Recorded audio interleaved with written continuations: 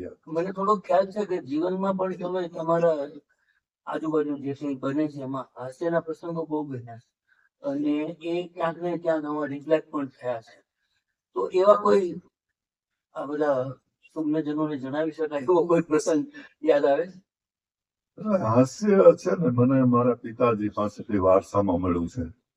એ આમ હું માનું છું કે આમ કાર્લ માર્ક્સે કહ્યું છે ને કે કાર્લ માર્ક્સે નથી કહ્યું, આમ તો ડોન કિહોટેના સર્જકે કહ્યું છે કે દુનિયામાં બે જ વર્ગ છે, એક શોષક અને શોષિત.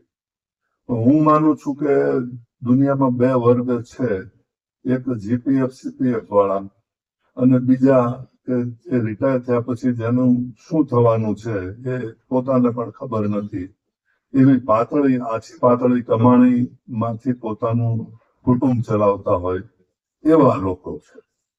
તો આ પ્રકારના લોકો મને વધારે આકર્ષે. આ પ્રકારના લોકોમાં મારા પિતાજી પણ હતા.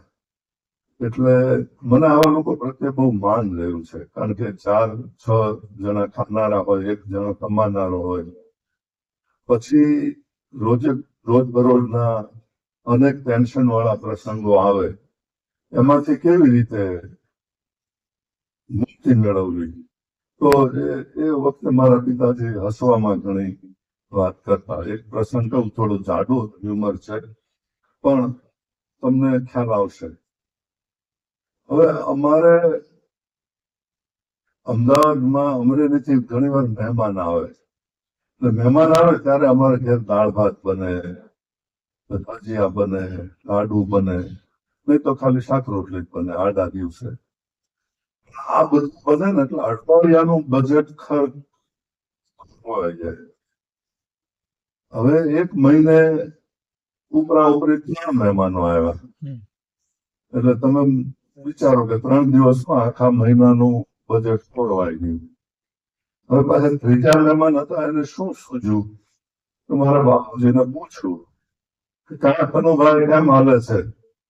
મારા બાપુજી કે આમ તો બરાબર બધું આવે છે, પણ મહેમાનો હમણાં લોહી પી ગયા છે. એટલે આ મજાક પણ હતી અને ચીજ પણ હતી. તો આ પ્રકારનું એક હ્યુમર મને મારા પિતાજી પાસેથી વારસામાં મળ્યો છે.